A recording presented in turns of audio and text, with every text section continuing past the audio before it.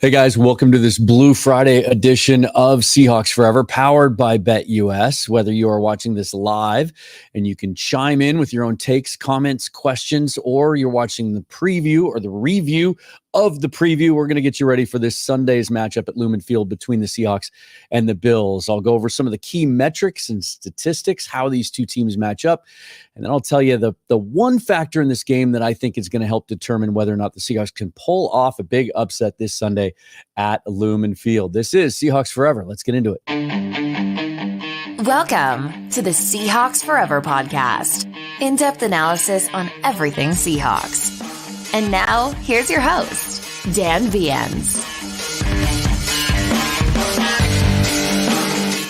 If you want to support the show, there's a bunch of ways you can do it. You can join as a subscribing member and get exclusive benefits. You can subscribe to the channel, share it, hit that thumbs up, hit the bell button for future notification of new episodes. If you're on audio and you like what you hear, whether you're on Spotify, you can leave a rating, or if you're on Apple Podcasts, it really helps the show if you can leave a review. I would much appreciate that. All the other ways that you can support the show are down in the description. And if you want to get in on some of the action this Sunday, right now, the Seahawks 3-point home underdogs to the 5-2 Buffalo Bills. If you sign up for your account on BetUS today, they will give you a 150% sign-up bonus on your first deposit and 125% on your second and third deposits, up to $2,000. Just head over to BetUS, sign up for a new account, and use the promo code YouTube150. So Seahawks, Bills on Sunday. I've got all the usual suspects lined up for you as far as some of the numbers go and how these two teams match up. We're into that section of the season now where we can no longer say, or we can stop saying, like, it's too small of a sample size. Like, we're 6-7 games in for all these teams. You start to figure out who teams are. And certainly if you're a Seahawk fan, we hope that what we saw Sunday in Atlanta, 34-14 win down there, is more of what we think this team can be. Meanwhile in Buffalo, they've stubbed their toe a couple of times, started off looking like they might be the best team in the AFC, and they are certainly running away with the AFC East at this moment. How much of a factor is that going to play into this game? Like, what does this game mean to these two teams? Sometimes that can really help determine the outcome. I want to jump right over into the comments before I break down some of the stuff I have for you today, simply because it looks like things are lighting up a little bit over there. Lots of activity from a couple of our viewers. So thanks for hopping in, you guys. Amy Holmes, so excited for this week. Can't get enough. Go Hawks. I'm with you. Although, doesn't sound like it's going to be the most gorgeous football conditions on Sunday. We'll talk about that in a little bit.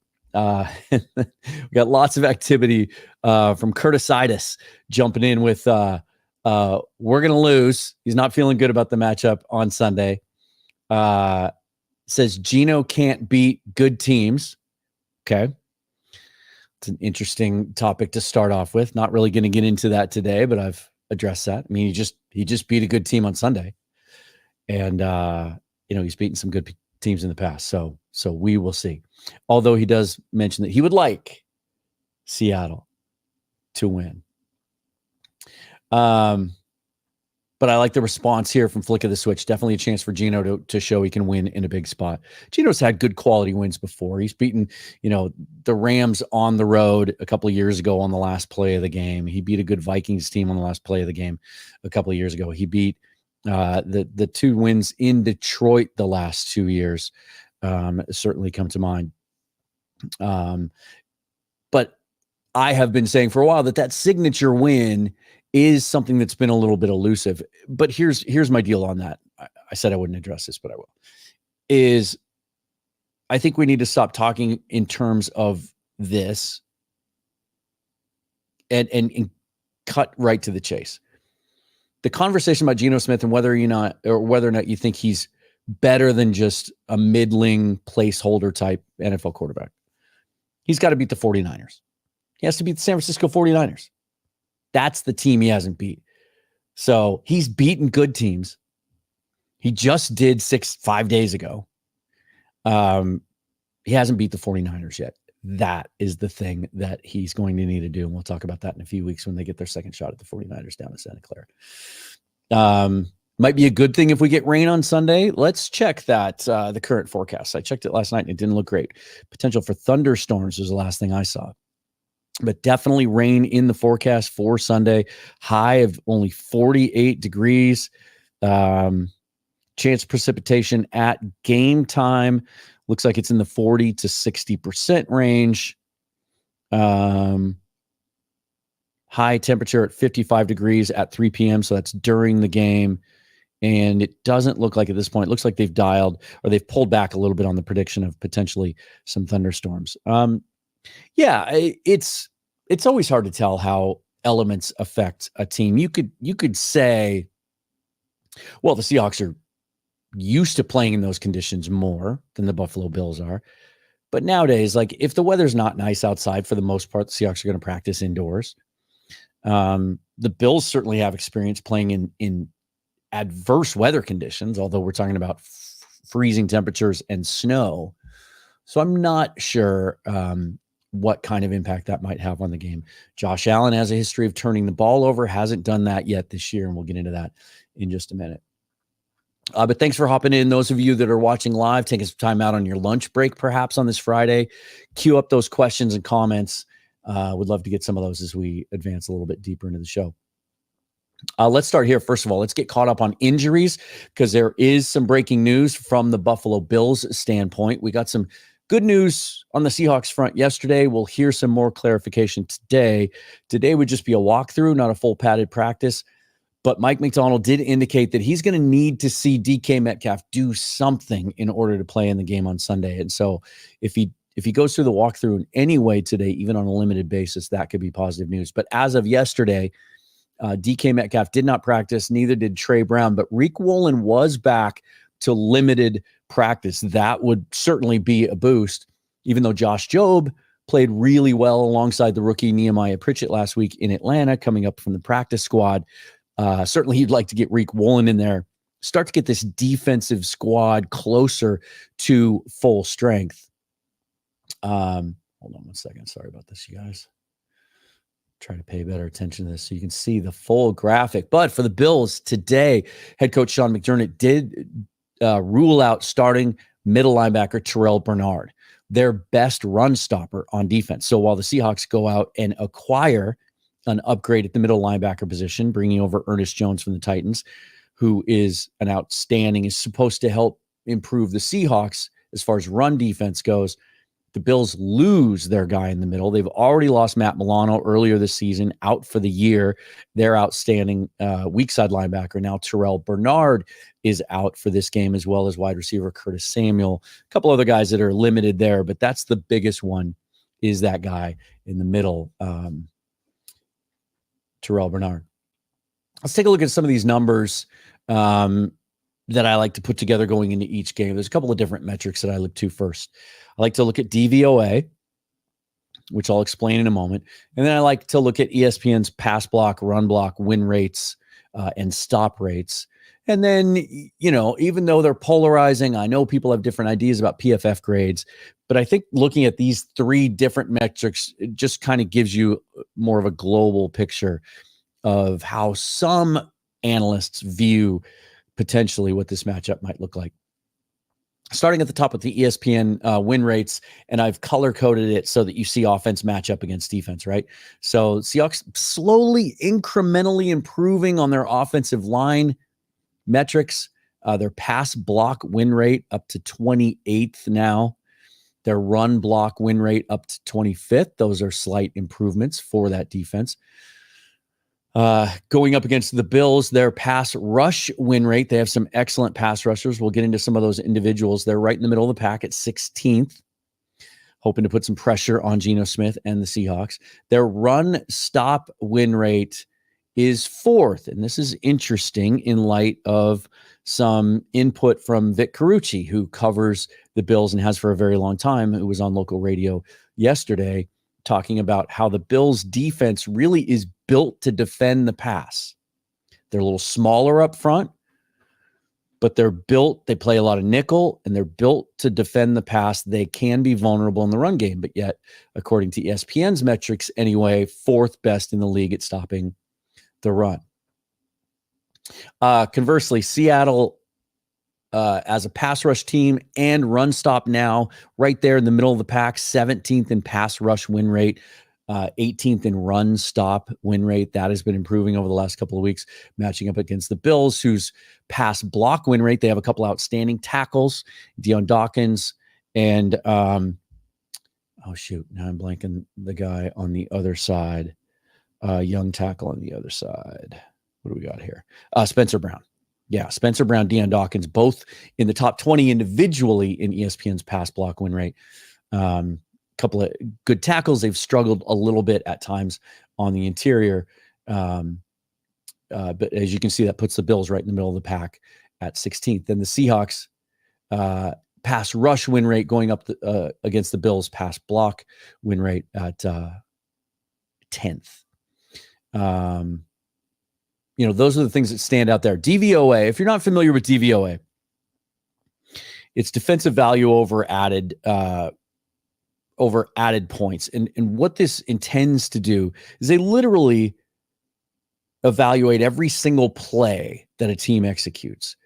And they judge how successful that play was based on the situation and what the expected success rate of that play would be. And over time, it becomes weighted. And as you get deeper into the season, like we are now, the general intention of DVOA is to show overall rankings of teams. And basically, if you're ranked higher in DVOA, you should beat the team below you in most cases. For example, when the Seahawks had their Super Bowl run, 12, 13, 14, 15, 3 out of those 4 years, they were number 1 in overall DVOA, carried by the defense, but the offense was also top 10, which gave them that number 1 overall grade. Right now, DVOA has the Bills as the 5th best team in the NFL, Seahawks at 11.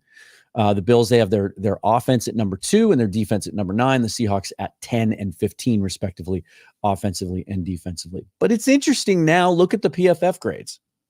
This is where, you can take some of these with a grain of salt. People like to give weight to certain stats. I just find them interesting, and it lends some context for some talking points here. PFF has the Seahawks team overall graded as a better team than the Buffalo Bills. They have them overall at 9th in the NFL with an 80.9 overall score. And they have the Bills all the way down at 20th. The Seahawks passing offense, those yellow boxes there are top 10 placements. Seahawks passing offense at 6th. Their rushing offense, this might surprise you, at 4th. They have the Bills passing offense at 16th and their rushing offense at 5th. And then when you look defensively, both are kind of in the bottom third of the league. Seahawks at 21st, the Bills at 24th, although they have the Bills pass rush at 6th in the league, as you can see there, and their pass coverage at 29th. Just found some of that stuff kind of interesting. When you look at how they're doing it individually, obviously carried by Josh Allen, right? This is the dude. And for all the talk of during the Seahawks 3-0 start, they didn't get to face any quarterbacks. Well, certainly that narrative is going to change, has been changing over the last couple of weeks, will continue to change over the next couple of months as they face, they faced Jared Goff and Brock Purdy and now Kirk Cousins in 3 consecutive weeks. They beat Cousins in Atlanta. Now you get Josh Allen. Then you get into Matt Stafford, then the bye week, then the 49ers and the Cardinals again. It's the quarterback opponent question is not going to be a very relevant one moving forward. And this will be the biggest test today. Allen off to an outstanding start, although are the numbers telling the whole story, right? I had a little fun with the thumbnail, counterfeit Bills. Obviously, I believe this Bills team is legitimately good at 5-2 and with a commanding lead in the AFC East. But Allen on the season, almost 1,500 yards passing, 12 touchdowns through the air, 0 interceptions. That one stands out. A passer rating overall of 108.4. He's also added 179 yards rushing on the ground and 3 touchdowns. He's always a dangerous threat to run at 6'5", 245 pounds or whatever it is he weighs these days. Just a tremendous athlete for his size. Very tough to bring down. good time to bring Ernest Jones in, as he is an outstanding tackler, something that plagued Jerome Baker and some other guys on that defense before that trade was made. So Allen has been known for turning the ball over, not just throwing interceptions, but fumbling the football as well. He has not turned the ball over this year. But as good as that looks, he's only completing 63% of his passes. That's low. And that's never really been his game. He's never been a 70% guy. He takes some chances, right? He's doing pretty well getting rid of the ball. He's top 15 in getting in time to throw. Some of that's aided by the fact that he's mobile.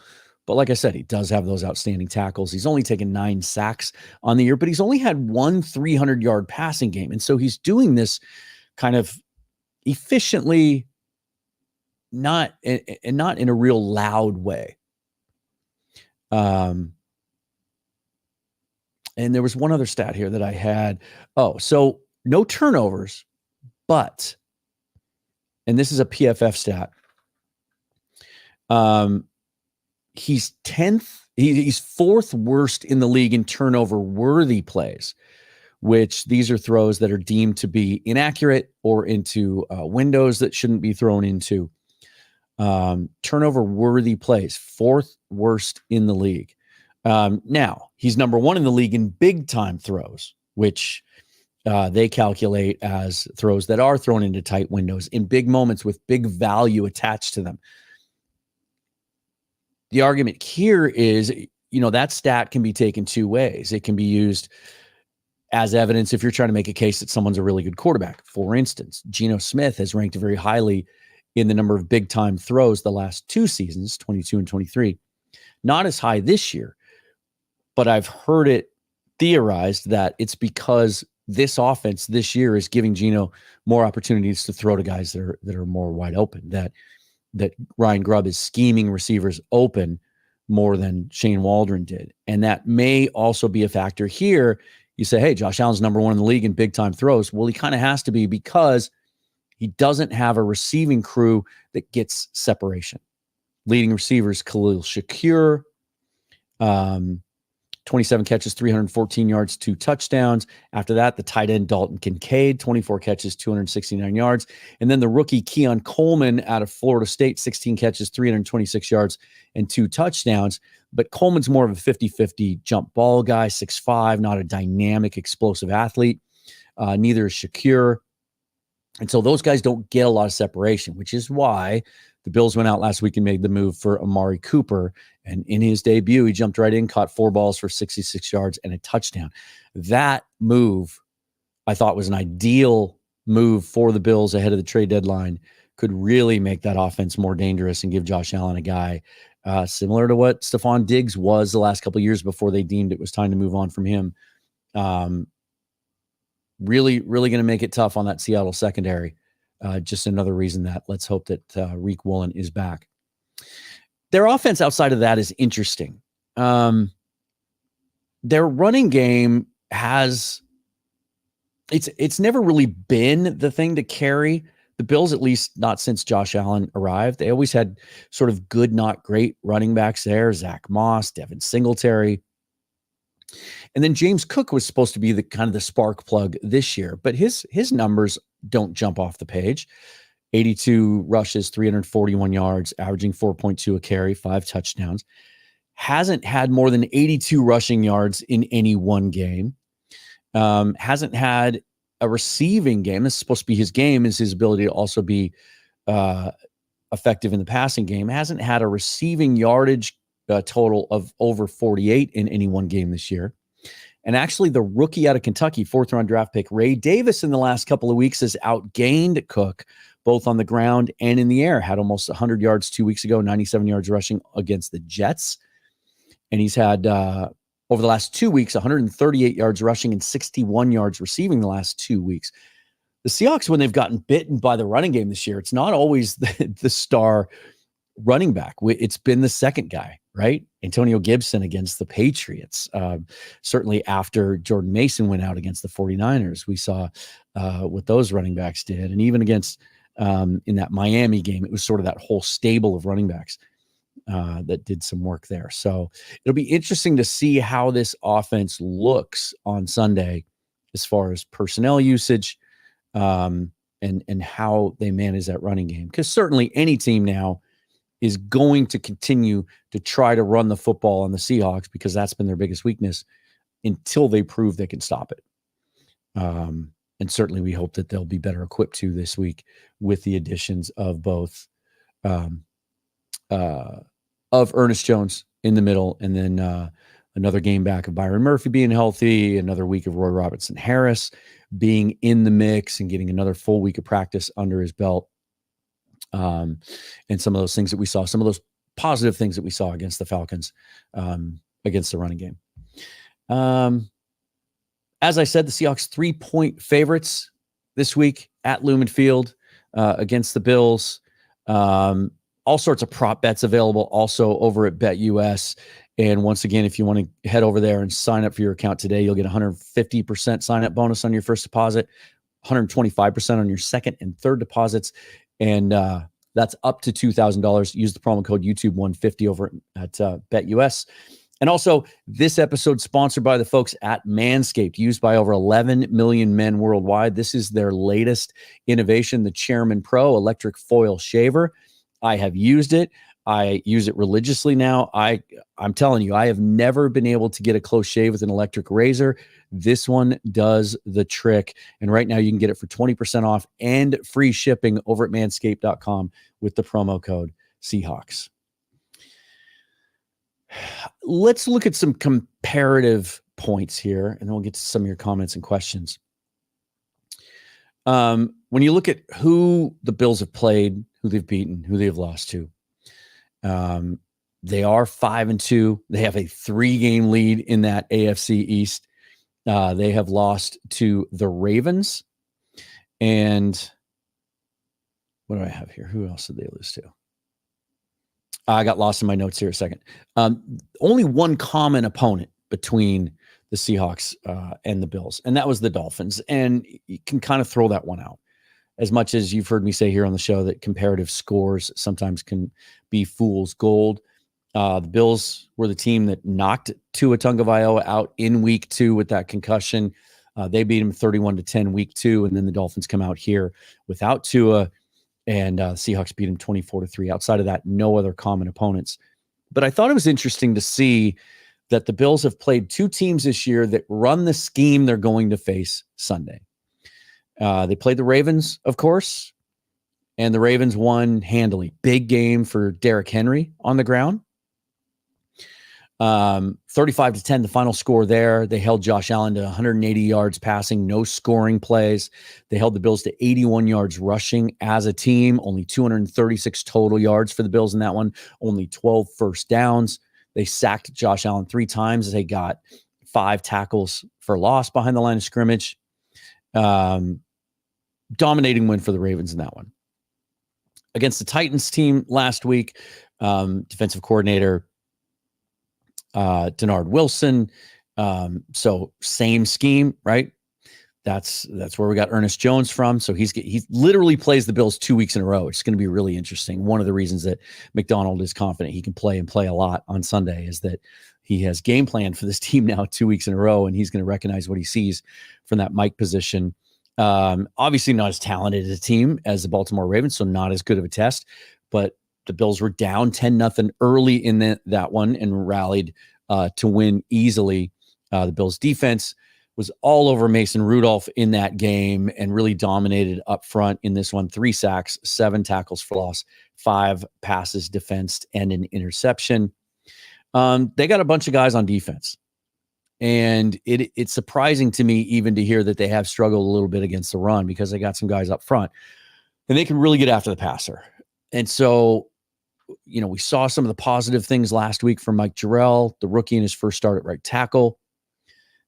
We get the good news this week that George Fant and Abe Lucas both returned to practice. The plan for Lucas is to bring him back after the bye in 3 weeks, hopefully against the 49ers, that first game after the bye. There's an outside chance George Fant may play this week, but I wouldn't expect it. I would think it's going to be Jarrell. But that Atlanta Falcons team had the least number of pressures in the league going into that game. So it was about as soft a landing as you could get for Jarrell. But he did have to face Matt Judon throughout much of the game, one of the better edge rushers in the league. So it wasn't an easy task his first time out in any way, shape, or form. But this one will be much more difficult because the Bills have some guys that can get after you. Greg Rousseau, 15th in the league right now individually, according to ESPN, in pass rush win rate. He has 3.5 sacks and 6 tackles for loss. AJ Epinesa on the other edge, 4 sacks and 3 tackles for loss. On the interior, their nose tackle, Daquan Jones, can get to the quarterback a little bit, 2 sacks there, and he is 17th among interior defensive linemen in ESPN's pass rush win rate. I always trip on that at least once. And then Ed Oliver, the kind of undersized defensive tackle, continues to have a great career there. He's 19th among interior defensive linemen in pass rush win rate. If you're wondering about Von Miller, don't forget he's suspended, will not play in this game. The veteran who is healthy again, had 3 sacks and 3 tackles for loss before being suspended. And so they got some guys up front, and those guys are going to have to try to help make up for the loss of Terrell Bernard. Again, I mentioned this earlier. I listened to an interview yesterday on Seattle Sports 710 with Vic Carucci, who's covered the Bills for a long time.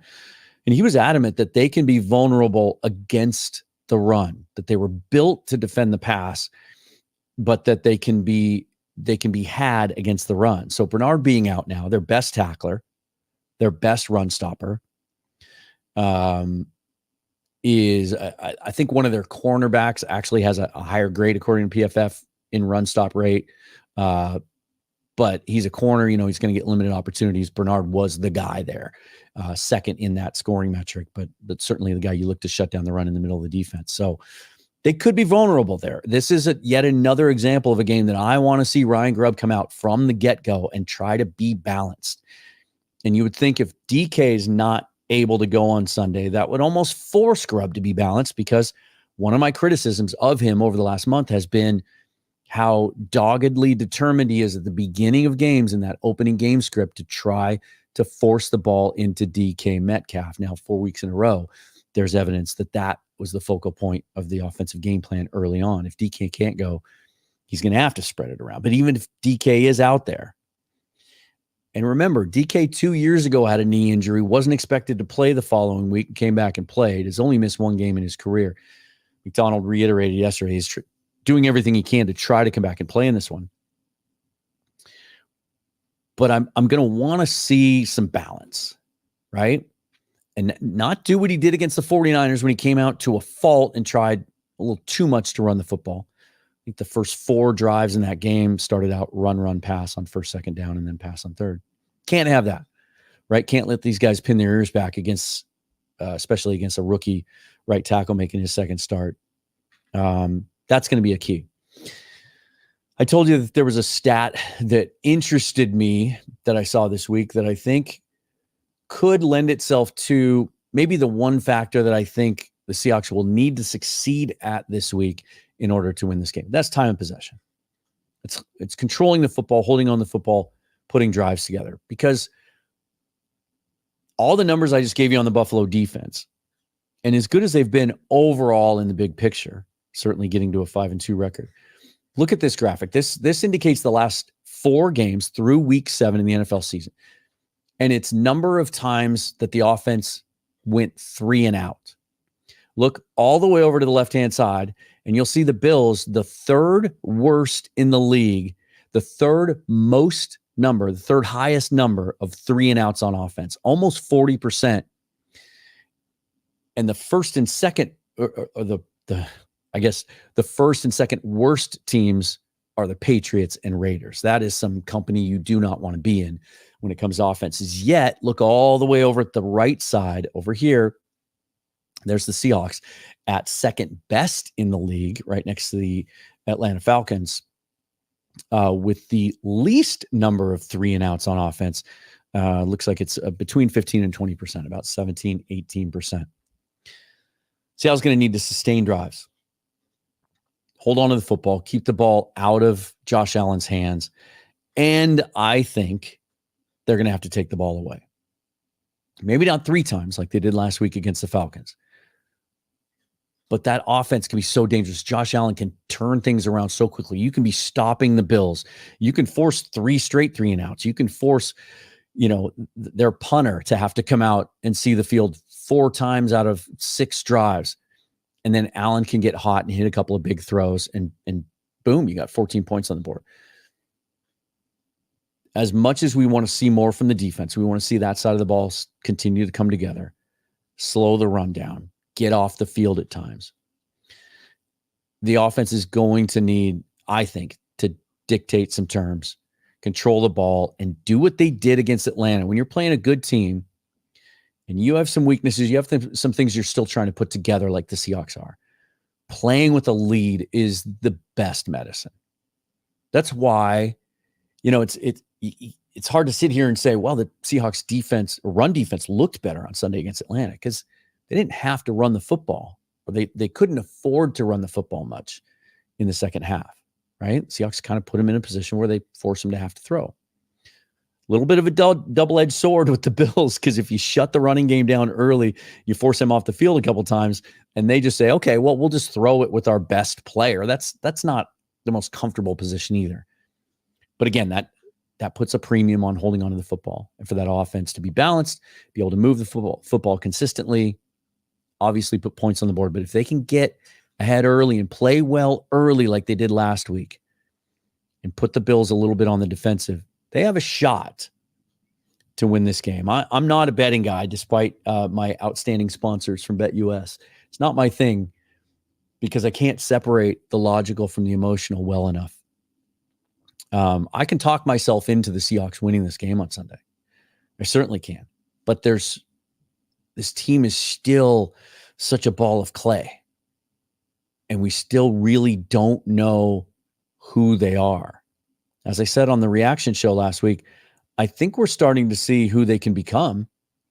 And that's looking a lot more positive than it did when they lost those 3 straight over the course of 10 days. We can see the potential of this team.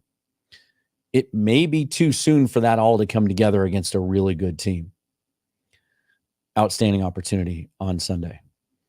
A couple other things that I always like to look at in looking ahead to a game are some of the intangible factors, the things you can't attach numbers to. We talked about the weather, and that could impact the game. If the pendulum is going to swing back, and Josh Allen at some point is going to regress to the mean and turn the ball over, because he always has. It's much more likely that at some point this year he will struggle with turnovers again than it is to think that he's just gotten rid of the turnover bug completely after an entire career of carrying that around with him. But bad conditions can certainly play into that, right? The home crowd potentially being a little bit more energized after they could see this team go on the road and beat a good team last week. They might have started to get a little discouraged after the 3 losses in a row. Potentially they'll be energized. And playing a big opponent with a big name coming across country to play here at Lumen Field. The number one, CBS is putting their number 1 broadcast crew. Tom Brady's going to be doing the game. All those things kind of play into, sometimes you feel a little bit of an edge when you walk into the stadium. In certain weeks, rivalry games, you certainly get that. I think we might feel a little bit more this week, and hopefully the team can feed off of that. I mentioned at the top of the show that there's more at stake here for the Seahawks than there is for the Bills. The Bills, as I said, 5-2 in the division. Nobody else in that division has more than 2 wins. I mean, it's the Dolphins and the Patriots. I mean, 3 teams that are a mess right now, to be honest. Jets, Dolphins, Patriots. I don't think any of those teams are going to put things together and challenge the Bills. They're going to run away and hide with that division. Does that take a little bit of the edge off as they fly cross country to face a non-rival? Whereas the Seahawks now, they see, if they look in the rearview mirror, we got to turn around and play the Rams next week. And now, after what we saw last night, the Rams beating the Vikings, getting Cooper Kupp and Puka Nacua back, that team's starting to feel themselves. And And they've got Kyron Williams, a dynamic running game, and Matt Stafford's been healthy all year, and that young defense starting to come together a little bit. Jared Verse, putting his hat in the ring for Defensive Rookie of the Year. They got some good things going there. They might be now, with everything going on in San Francisco, who, by the way, the 49ers, as we sit here today, in last place in the NFC West. Who would have thought that after 6 weeks or 7 weeks? But also yet another injury. Brandon Ayuk now out for the season. Just things continue to get worse in San Francisco. The Rams might be the biggest challenger right now for the division title. And right now they might be the favorite. If you were betting on who's going to win this division, the Rams might be the smart choice. The Seahawks have to continue to keep their foot on the gas and try to get these wins no matter how it happens. This might be one of those weeks where, as much as we always want to see a pretty win, we want to see an easy win, we want to see all phases clicking, we want to see the signs of a potentially dominant team coming together. In a situation like this, against a team like this, you take anything you can get. Anything you can get. Ugly win, turnover on the last drive to seal it, game-winning field goal at the end, overtime, whatever it takes, right? The Seahawks may have more at stake, and sometimes that gives a team just a little bit of an edge heading into a game on Sunday. I'm fascinated to see how this is going to come together because, for a couple of reasons, I cannot wait to see what this defense looks like with Ernest Jones playing middle linebacker and Terrell Dodson playing Will, which is where he played when he started 10 games for the Bills last year after Matt Milano got hurt and missed the last year as well. He played the weak side spot, and that's where he finished the year as PFF's number 1 ranked overall linebacker. It's a better spot for him. He even spoke glowingly about how he's excited to make the move and excited to play alongside Ernest Jones and acknowledge his talent. So that'll be fun to see as this defense takes one step closer. If Reek Woolen's out there, then outside of Rayshawn Jenkins, and you can make the argument that maybe Kobe Bryant should be starting instead of him, and outside of Trey Brown, who usually starts when he plays, you could make the argument that defense is at least 9/11ths of the way, but maybe even 10 from being what they're supposed to be, and the 11 guys on the field that we want to see starting to come together. I can't wait to see how they play. And then the other thing I'm really looking forward to is to see how Mike Jarrell performs again his second week as a starter after he's had a chance to kind of indoctrinate himself. Let's see what we got over here. Flick of the switch. Be interesting to see how they do without DK. Look, I acknowledge that there are a bunch of you that believe that trading DK Metcalf would be a smart move for this front office, either in the offseason to clear cap space or at this trade deadline. If you are one of those people, then this is a game you're looking at to try to make your argument, right? Let's see. I've been a little frustrated, a little disappointed with JSN's usage.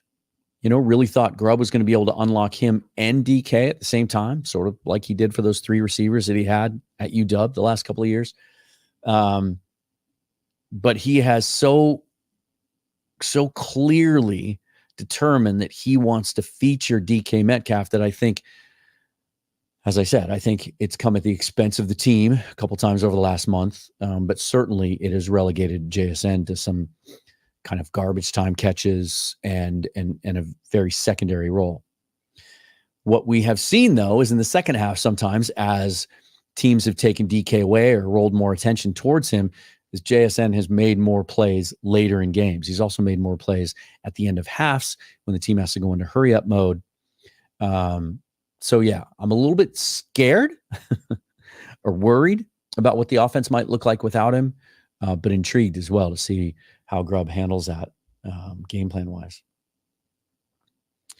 Laviska Shenault as well should get a role, as will Jake Bobo. I think Jake, if you talk about whose snaps will be impacted the most by DK being out, I think Jake's the guy that will play more. Obviously, the target share is going to go more to JSN and Tyler Lockett, as well as potentially Noah Fant, who's been playing really well lately as well.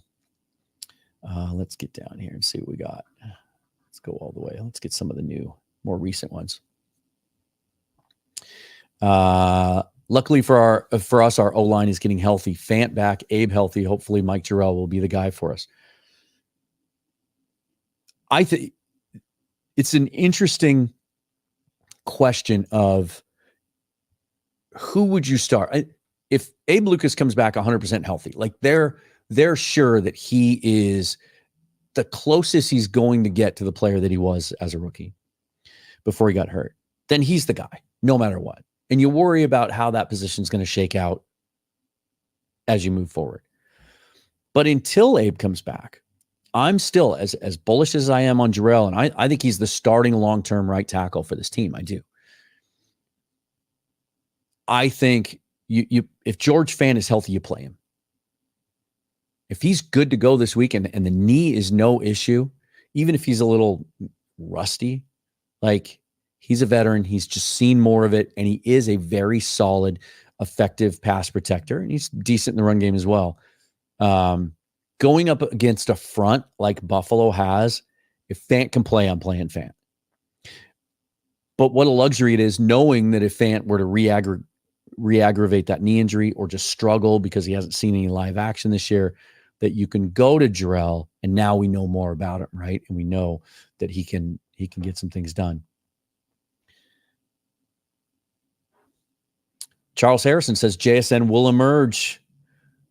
I hope so, man. We've seen him have some good games. He hasn't had that huge game yet. Certainly if DK can't go, this would be the biggest opportunity for that. Let's go back up here and see. We've got some other people that have jumped in, see what I've missed. I mean, this is interesting. This has nothing to do with our game on Sunday, but Andy Pinto says the Vikes got hosed last night. Can we, I don't know, does this happen to you sometimes in your own life? Or certainly I do this with the show, producing the show. I do this when it comes to work all the time. I've been doing what I do professionally for 30 years. And yet every once in a while, when you think you've seen it all, you think you've made all the mistakes, you find something new to screw up at, or something new to learn that you when you thought you'd learned it all. You would think by now that the NFL would figure out this replay review thing and understand, after all the famous plays that have come back to bite them, make them look bad as a league, cost teams potentially Super Bowls and playoff wins, how to fix this, right? Why can't they just say that every play essentially is reviewable? That not every play. I mean, we saw what happened with pass interference. I'm still on the fence about that. It didn't go well. But something like a face mask, if you had asked me before the game yesterday, is a face mask reviewable? I would have said, yeah, I would have thought it was. I was shocked that it wasn't. Now, those who say, the Rams got lucky last night, the Vikings still would have had the ball at the 25. They would have had a new set of downs. There was about a minute 20, minute 30 left. They would have had an opportunity, a better opportunity, certainly, whereas a safety ended the game. But they still would have had to score a touchdown and get a 2-point conversion just to tie it and send it in overtime. So let's pump the brakes on, like, the Rams got lucky, okay? But inexcusable that they missed that face mask call. I just don't get it.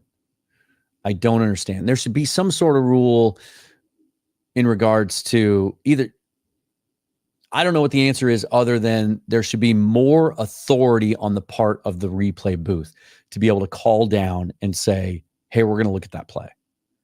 And if you want to leave pass interference out of it, cool. If you want to leave holding out of it, I guess. But a face mask? I mean, that would be right there with horse collar tackle, don't you think? Is a horse collar tackle reviewable? Somebody hit me in the comments and answer that, because I'm asking. I'm legit asking now. Now I don't know. When you think you know, sometimes you don't. Yeah, some other changes coming out of that game last night as far as the NFC. The Vikings now dropped their second straight. They dropped to 5-2. No longer have that stronghold on the number 1 seed, but also, they lose their left tackle, their young, outstanding left tackle who just signed a massive extension in the offseason, lose him to a knee injury. He is out for the season.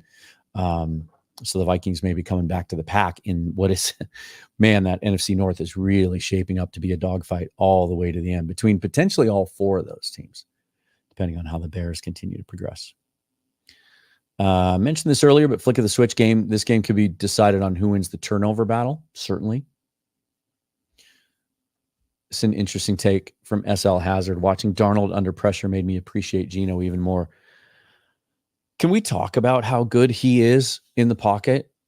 And this is a skill that it's one of the things I look at when I'm evaluating college quarterbacks is, can you manipulate the pocket? Can you manage the pocket? Can you work and manage and deal with pressure and navigate it inside the pocket?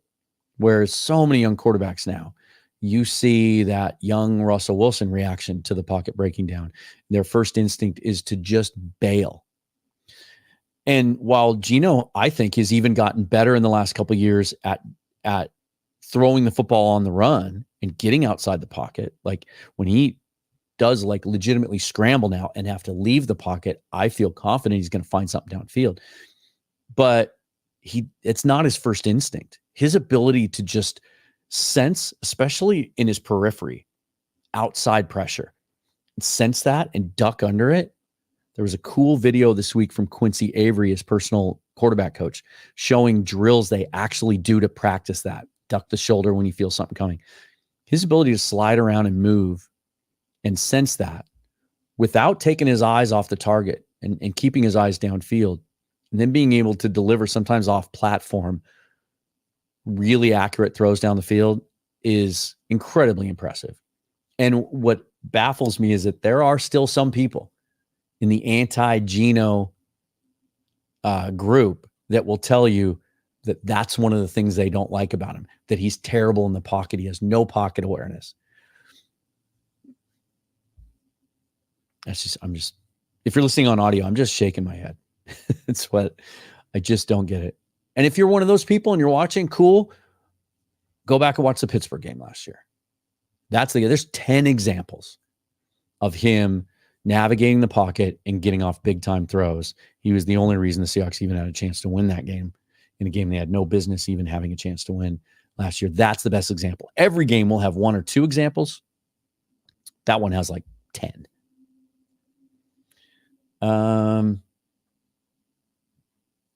Yeah, I think the turnover battle is going to be really, really key against this team. Let's see what else you guys got.